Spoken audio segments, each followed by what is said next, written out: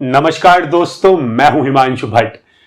आज तक हमने भांग को केवल बदनाम होते हुए देखा है और भांग के नशे में झूमते हुए लोगों को देखा है, लेकिन भांग एक ऐसी औषधि है जिसका हमारे शरीर को स्वस्थ रखने में बहुत बड़ा योगदान हो सकता है।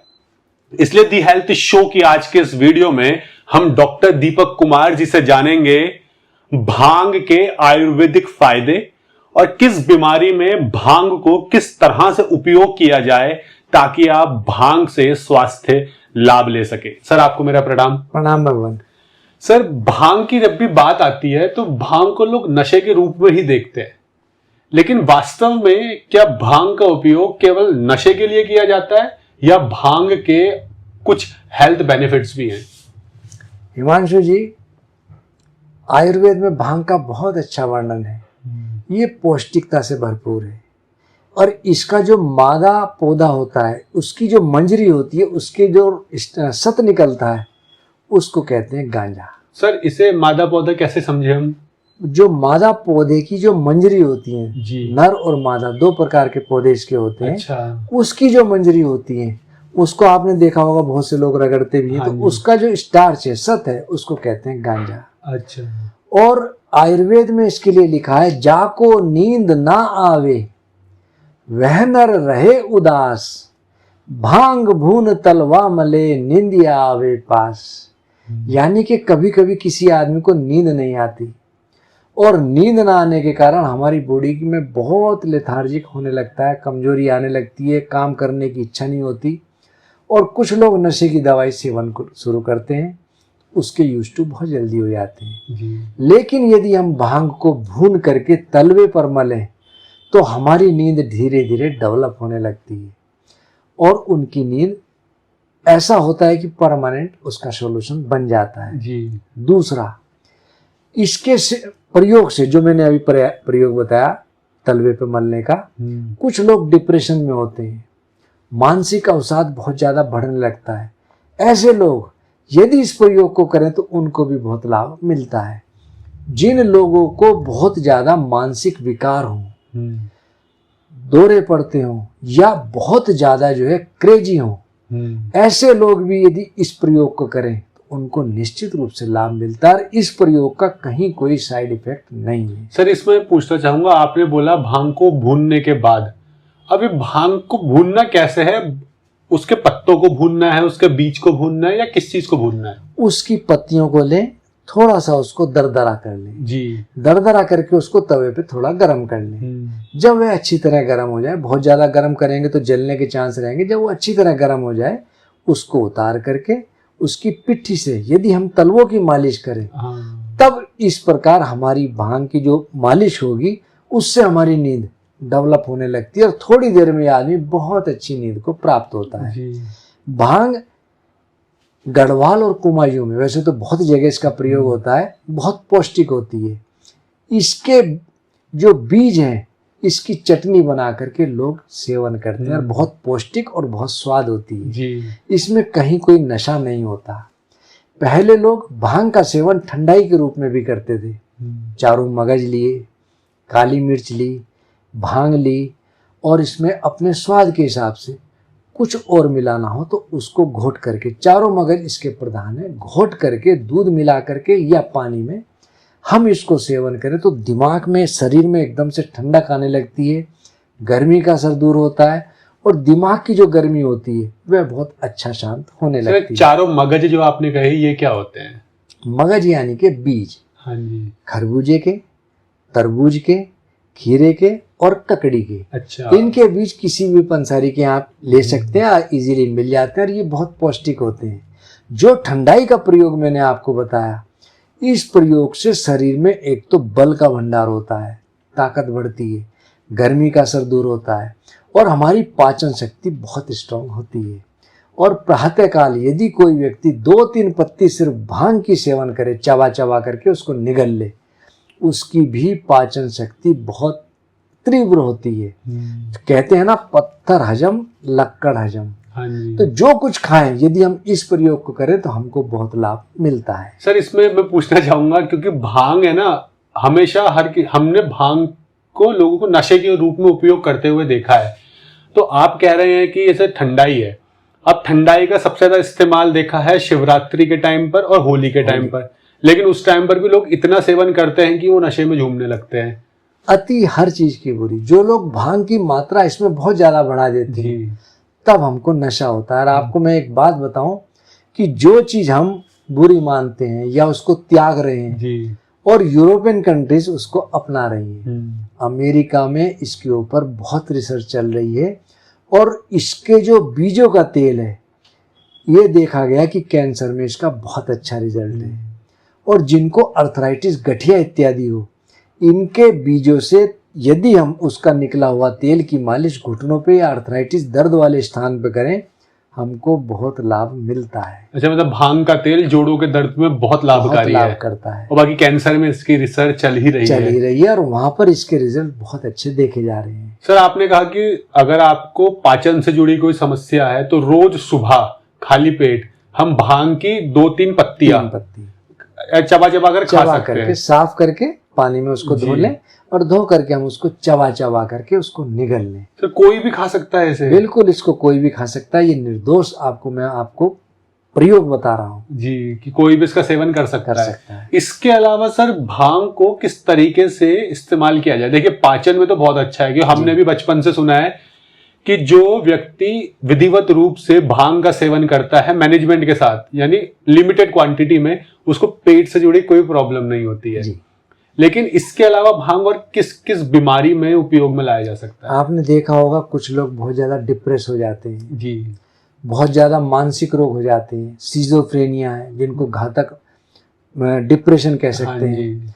ऐसे लोग यदि 125 मिलीग्राम 1 ग्राम का 8वां भाग हींग और 125 मिलीग्राम ही भांग, इनको मिलाकर हम प्रातः और सायंकाल इसको सेवन करें तो हमारे मानसिक दौर्बल्य किसी को हो रहा हो, दिमाग में बहुत तनाव रहता हो, आपने देखा होगा बहुत से लोग बहुत ज्यादा गुस्से में हर समय रहते हैं, ऐसे लोग यदि इस प्रयोग को करें तो उनको बहुत लाभ मिलता है। अच्छा। साथ ही साथ किसी को दौरे पड़ते हो, सिर में दर्द बहुत ज्यादा रहता हो, बहुत ज्यादा उल्टे सीधे विचार आते हो, डिप्रेशन का असर हो, नींद पूरी ना आती हो, ऐसे लोगों के लिए यह प्रयोग बहुत लाभदायक है। जी सर, इसमें तो फायदेमंद है।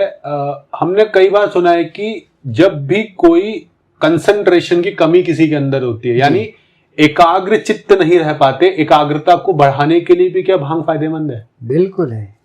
और इसका एक छोटा सा प्रयोग और बताऊं जी। यदि किसी व्यक्ति के कान में बहुत दर्द रहता हो जी, उसको टिनिटस की दिक्कत हो, कान में घू घू की आवाज आती हो, सिर में दर्द बहुत ज्यादा रहता हो, तो भांग का पंचांग लें, उसको कूटें और उसका अर्क निकाल लें। अर्क निकालने में कुछ नहीं है, लगता है कि बहुत बड़ी दिक्कत की बात है, आप उस पंचांग को पानी में डाल दें, रात भर डाल दें और उसको कुकर में रख दें। कुकर की विसल ऊपर से निकाल करके उस विसल वाली जगह पर पाइप लगा दें थोड़ा लंबा, और नीचे से हल्की आंच देते रहें, तो भाप जो उड़ेगी वह भाप उड़ करके पाइप में ड्रॉप बाय ड्रॉप बूंद के रूप में जमा होने लगेगी। उसको हम कलेक्ट कर लें। ये हमारे भांग का अर्क हुआ। इसकी 3 बूंद यदि हम दिन में एक बार कभी भी कान में डालते रहें तो कान की समस्या, टिनिटस या बहुत ज्यादा सिर में दर्द रहता हो, उसमें भी बहुत लाभ मिलता है। सर, आपने भांग का पंचांग कहा, तो ये भांग का पंचांग क्या होता है? पंचांग यानी कि पूरा पौधा। उसको जड़ से उखाड़ लें, जड़ हो, तना हो, फूल हो, पत्ती हो, सब चीज उसके अंदर हो। अच्छा, मतलब उसकी 5 चीजें मिलाकर, सब चीज, हाँ, उसको धो करके पूरा पौधा उखाड़ करके कूट करके उसको हम कुकर में डाल दें। जी सर, भांग के जो बीज है जी, अब मैदानी इलाकों में जो भांग होती है, वैसे तो सर ये गर्मियों में, बरसात के मौसम में बहुत ज्यादा तादाद में अपने आप उग जाती है, जंगलों में जहां खाली जगह मिली वहां उग जाती है। लेकिन पहाड़ की भांग में और मैदान की भांग में एक फर्क देखा है कि पहाड़ में जो उत्तराखंड के कुमाऊं और गढ़वाल के इलाके हैं वहां पे भांग में बीज लगता है, लेकिन मैदानी इलाकों की भांग में बीज नहीं लगता। दरअसल क्या है कि एक बात मैं आपसे कहूंगा, सब रोगों की 4 दवा, मिट्टी, पानी, धूप, हवा। जी। हमने मैदान में जमीन बंजर कर दी। जमीन में पहले हमारे गंगा के पार बहुत सारी जड़ी बूटी थी जो हमको मिल जाती थी, अब उनका डेवलपमेंट नहीं हो रहा। कुंभ में वहां पर बुलडोजर चला तो भांग हुई, अपामार्ग हुई, छोटी कटैली हुई, बड़ी कटैली हुई, गोखरू हुआ, बहुत सी चीज़ें जो लुप्त होने लगी, यहाँ नहीं मिलती। और जब कोई चीज़ डेवलप ही नहीं हो पाएगी, बहुत छोटी अवस्था में उसको उखाड़ ले, जो थोड़ी बहुत होती है लोग उसको उखाड़ लेते हैं, तो पूर्ण रूपेण डेवलप नहीं हो पाती। नंबर 2, पहाड़ की हवा, पहाड़ की मिट्टी बहुत ज़्यादा अच्छी है। और पहाड़ का पानी, यदि आप नोटिस करो, कभी पहाड़ पर जाओ, वहाँ आपकी भूख स्वतः ही बढ़ जाती है, क्योंकि वहाँ पर आधी बीमारी, आप इस मान के चलो कि आप पहाड़ पर गए तो आधी बीमारी आपके मैदान पर ही रह जाती है। अपने आप को आदमी एनर्जेटिक महसूस करेगा, काम करने की क्षमता बढ़ेगी, सुबह अपने आप जल्दी उठ जाएगा, उसकी भूख बढ़ेगी, और सबसे बड़ी बात, उसका पेट बहुत अच्छा साफ होने लगता है। जी सर, आजकल क्या है ना कि लोग ओमेगा 3 फैटी एसिड का सेवन बहुत करते हैं। कोई फिश ऑयल कंज्यूम करता है तो कहता है कि ओमेगा 3 हमें सी फूड में बहुत बड़ी मात्रा में मिल जाता है, लेकिन ओमेगा 3 फैटी एसिड ये बहुत महंगी गोलियां आती है। अब इन गोलियों का कितना असर पड़ रहा है वो कोई नहीं जानता सर, क्योंकि कई रिसर्चेस है जो कहती हैं कि ओमेगा 3 फैटी एसिड यानी ये फिश ऑयल हमारी, ऐसा कोई प्रमाण नहीं है कि हार्ट अटैक को रोकता है। लेकिन एक जगह मैं पढ़ रहा था, वहां लिखा है कि वेजिटेरियन फूड में भांग के बीज ओमेगा 3 फैटी एसिड का सबसे अच्छा सोर्स माने जाते हैं। क्या बात सही है? अलसी में और भांग में ओमेगा 3 प्रचुर मात्रा में। अभी मैंने शुरुआत में आपसे कही थी कि भांग की चटनी जो व्यक्ति खाता है, एक तो स्वाद से भरपूर होती है। आप भी पहाड़ से बिलोंग करते हैं, हम भी देखा जाए तो उत्तराखंड के सभी लोग पहाड़ से बिलोंग करते हैं। यदि किसी व्यक्ति ने इस चटनी का सेवन किया हो, महंगे से महंगे व्यंजन आपको लगेंगे कि उसके आगे फेल है। तो ये ताकत से भरपूर है, बहुत ज्यादा पौष्टिक होती है, और छोटी मोटी बीमारियों को दूर करती है। ओमेगा 3 तो अब आया, लोग चलन में अब होने लगा। पहले ये चीजें हमारे शरीर में स्वतः ही जाती थी। पहले किसी को गठिया भी नहीं होती थी। क्यों? चौलाई के लड्डू का सेवन करते थे, तिल के लड्डू का सेवन करते थे। लेकिन अब ये चीज भूल गए। तो हम अगर अपनी प्राचीन चीजों की ओर जाएं और उसको अपने आहार व्यवहार में लाएं, तो ऐसा हो नहीं सकता कि हम स्वस्थ ना रहें।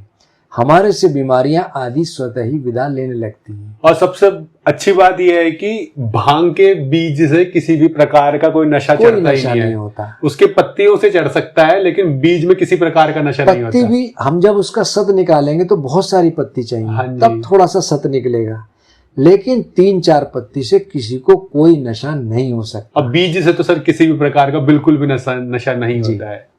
सर ये तो आपने बहुत सी बीमारियों में फायदे बताए, लेकिन अगर पेट के लिए फायदेमंद है तो पेट से जुड़ी जितनी भी बीमारियां हमारे शरीर में लग रही है तो उनमें भी ये फायदेमंद देगा। जैसे कि पेट खराब होने की वजह से मुंह में अल्सर होता है, यानी मुंह में छाले हो जाते हैं। क्या मुंह के छालों में भांग फायदेमंद है? पेट की गर्मी से अक्सर मुंह में छाले होते हैं। पेट यदि हमारा साफ है तो ये काफी हद तक हम बीमारियों से बच सकते हैं। मैं आपको एक छोटा सा प्रयोग बता रहा हूँ। पेट में कोलाइटिस, आंतों में सूजन को कहते हैं कोलाइटिस जी। और कोलाइटिस से बचने के लिए आप भांग का चूर्ण इसको ले लें 1 भाग, सौंठ 2 भाग और जीरा 4 भाग जी। इन सबको लेकर के आप कूट लें।